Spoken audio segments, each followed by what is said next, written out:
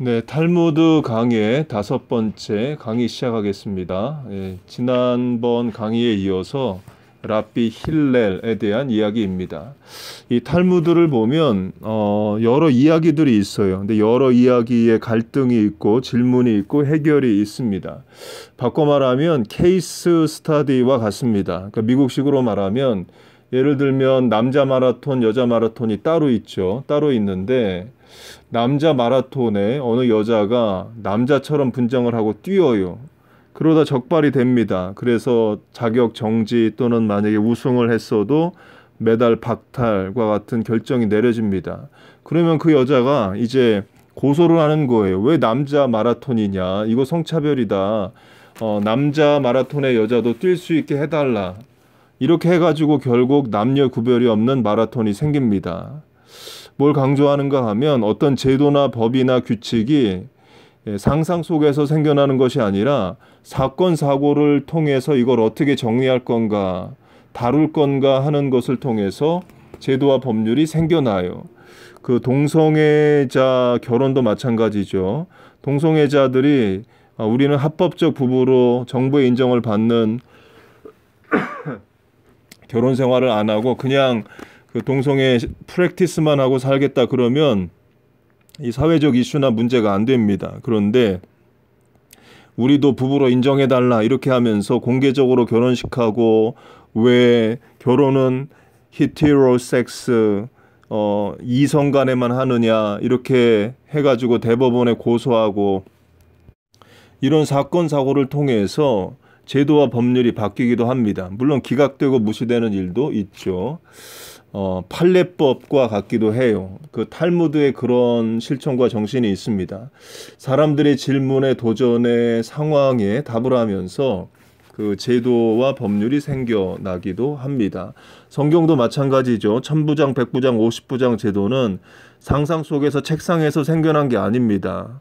출애굽 이후 모세가 1인 재판관으로 전 백성을 상대해서 하루 종일 재판하고 피곤해하는 것을 모세의 장인 이드로가 보고 제안을 하죠. 그런 상황에서 이렇게 하면 좋겠다라고 해서 천부장, 백부장, 50부장 제도가 생기고 예수님 때까지 그게 있고 또 로마는 로마식의 백부장 또 요새로 하면 중대장 비슷한 제도가 생기기도 합니다. 유대인들은 몸과 마음을 깨끗이 한 뒤에 안식일을 맞이하는 것이 습관이었으며 더욱이 이날에는 맛있는 음식을 놓았다 마련하였다가 먹는다. 그러나 안식일 동안에만은 불을 사용하지 않는다. 금요일 낮에 힐렐이 안식일을 준비하러 목욕탕에 들어가 몸을 씻고 있는데 한 남자가 문을 두드렸다. 힐렐은 젖은 몸을 수건으로 닦고 옷을 걸친 다음 문을 열고 나왔다. 그런데 그 남자는 사람의 머리는 어째서 둥근가요? 하는 따위에 부질없는 질문 공세를 퍼부었다. 힐렐이 대꾸를 해주고 겨우 목욕탕에 들어가자 그 남자가 다시 문을 두드리더니 흑인은 왜 피부가 검은가요? 하고 바보스러운 질문을 했다. 힐렐이 흑인의 피부가 왜 검은지 설명을 해주고 막 목욕탕에 돌아오자 그 남자는 또다시 문을 두드렸다. 그러니까 여기서 이 어리석은 질문, 바보 같은 질문이라는 표현을 합니다. 때론 질문이 어리석을 수가 있어요. 그러니까 질문 자체가 하나님께 죄가 될 수도 있는 겁니다. 시편에 보면 어리석은 자는 말하기를 하나님이 없다 하더라. 이런 질문, 왜 하나님이 계신가 안 계신가 이런 질문은 어리석은 질문인 거예요. 사람은 하나님의 형상이고 하나님에 의해서 창조가 됐는데 그 피조물인 사람이 하나님을 부인하고 니체처럼 짜라투스트라는 이렇게 말했다. 그 조로아스터는 이렇게 말했다. 이런 말하는 것이 어리석은 거죠. 그러니까 질문하는 것을 보면 그 사람의 영적 수준을 알 수 있습니다. 또 인격적 수준도 알 수 있고 지적 수준도 알 수 있고 있어요. 예를 들어서 목사인 제게 어느 교인이 목사님 이렇게 부르면서 하는 질문은 목사님 이렇게 부르면서 뒤에 나오는 질문은 부담되지 않는 질문일 확률이 높아요. 그런데 이제 어느 교인이 제게 목사님 이렇게 부르면 그 다음에 나오는 질문은 굉장히 공격적이고 때론 무례할 수도 있고 제가 답하기 어려울 수도 있는 질문일 수도 있죠. 그러니까 강조점은 질문 자체가 수준이 있고 좋은 질문이 좋은 답을 또 가지고 옵니다. 확대 적용하면 부모가 자녀에게 하는 권면 말에도 좋은 권면, 좋은 질문이 필요합니다.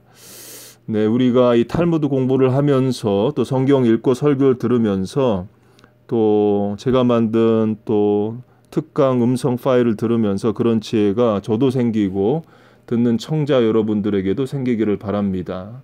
5번이나 이런 일이 되풀이 되었다. 나중에 그 남자는 힐렐에게 투덜거렸다.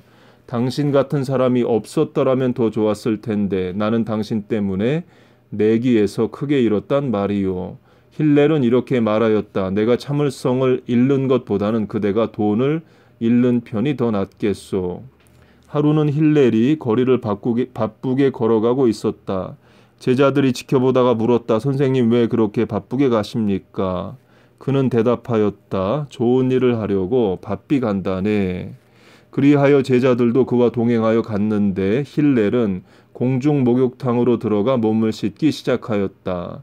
제자들이 놀라며 물었다. 선생님 지금 하시는 것이 선행입니까? 그는 말하였다. 사람이 제 스스로 깨끗이 한다는 것은 매우 큰 선행일세. 로마 사람을 보게 로마 사람들은 많은 동상을 언제나 깨끗하게 하고 있네. 그러나 사람이 자신을 깨끗하게 하는 것은 동상을 씻는 것보다 훨씬 더 좋은 일일세. 그 선행이 타인을 돕는 행위뿐만 아니라 자신을 사람 앞에 하나님 앞에 정결하게 하는 것도 선행이라고 가르치고 있는 겁니다. 이 밖에도 힐렐은 많은 위대한 말을 남기고 있다. 음미할수록 그 맛이 더욱 새로워지는 말들이다. 만일 그대가 지식을 함양하지 않는다면 그것은 지식을 감소시키고 있는 셈이 된다. 그러니까 신앙생활, 성경 읽기, 예배드리기 게을리하면 그 신앙이 유지되는 게 아니라 감소한다는 거예요. 주일 예배로 하면 주일 예배 드리면 신앙이 막 쑥쑥 자라고 그것도 맞지만 주일 예배는 사실 최소한의 신앙 실천입니다. 딱 일주일에 1시간 예배 드리고 주중에 아무런 신앙 행위를 안 해요. 성경도 안 읽고 기도도 안 하고 신앙 서적도 안 읽고 그러면 신앙이 간신히 유지만 하게 됩니다. 신앙을 성장시키려면 새벽 기도도 나오고 또 제가 이렇게 노력하고 만드는 신앙 강좌 음성도 듣고 좋은 신앙 서적도 읽고 기도도 하고 구역장님들 교회 리더들 위해서 기도도 하고 하는 것들을 통해서 신앙은 성장하게 됩니다. 그래서 주일 예배를 안 드리는 건 아예 신앙이 없는 거고 주일 예배만 드리는 것은 신앙을 간신히 유지하는 거고 주일 예배 외에 그 더하는 신앙 실천을 해야 성장하는 거예요. 자기의 신분을 사람들에게 알리려고 애쓰는 자는 제 스스로의 인격에 상처를 내고 있는 사람이다. 그러니까 남이 인정해 주는 것을 바라는 사람은 결국 남에게 상처받는다는 거죠. 바꿔 말하면 남에게 인정받고 싶은 내 모습을 자존심이라고 말한다면 내가 나에게 부여한 가치를 자존감이라고 말할 수 있습니다. 자존감이 높은 사람은 타인에게 인정받는 것에 연연하지 않아요. 남들이 뭐라고 하는 것에 연연하지 않습니다. 바꿔 말하면 우리 자녀들이 한인으로 아시안으로 미국을 살면서 다수 백인이 아니고 주류가 아니고 라는 것 때문에 속상할 수 있습니다. 그래서 외부로부터 인정받고자 하는 게 꼭 필요해요. 백인들에게 칭찬받고 흑인들에게 인정받는 거 꼭 필요합니다. 그런데 그게 원하는 만큼 안 될 때 좌절하고 고립되고 상처받을 수 있죠.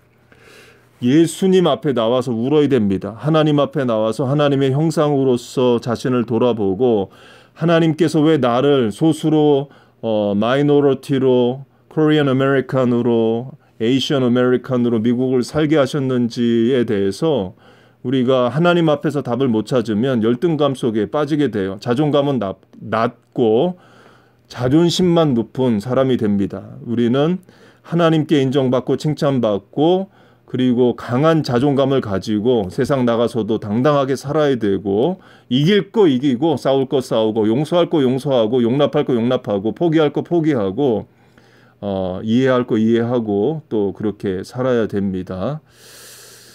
네, 상대의 입장에 서보지 않고 남을 판단하지 말라. 이것도 제가 담임 목회 15년 하면서 많이 깨닫는 건데요. A라는 교인이 와서 B라는 교인에 대해서 이야기를 할 때에 B라는 교인을 만나서 또 이야기를 들어봐야 양쪽 상황을 다 알 수 있어요. 그리고도 어느 한쪽이 맞고 틀리는 게 아니라 둘 다 맞을 수 있는 상황도 있습니다. 그래서 점점 살면서 판단하기가 사실 이제 두려워집니다. 어느 한 사람의 말을 듣고 상황을 그 사람을 판단한다는 것이 굉장히 불안전하고요. 양쪽 말을 다 들어도 양쪽 말이 다 맞는 상황이 또 있기도 하고 그래서 성급하게 판단하지 않아야 되는 면이 분명히 있는 것 같아요. 배우고자 하는 자는 부끄러워해서는 안 된다. 참을성이 없는 자는 남을 가르치는 교사가 될 수 없다. 만일 그대 주위에 뛰어난 인물이 없거든 그대 자신이 뛰어난 인물이 되어야 한다. 그러니까 상황 탓하지 말고 상황을 만들어 가라는 거죠. 물론 말이 쉽지 어려운 겁니다.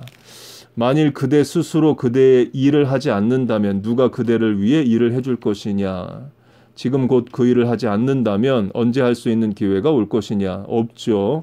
예, 지금이란 시간은 소금, 황금과 더불어서 삼금이라고 말합니다. 지금 안 하면 없는 거예요. 예, 신앙생활 지금 열심히 안 하면 없어요. 네.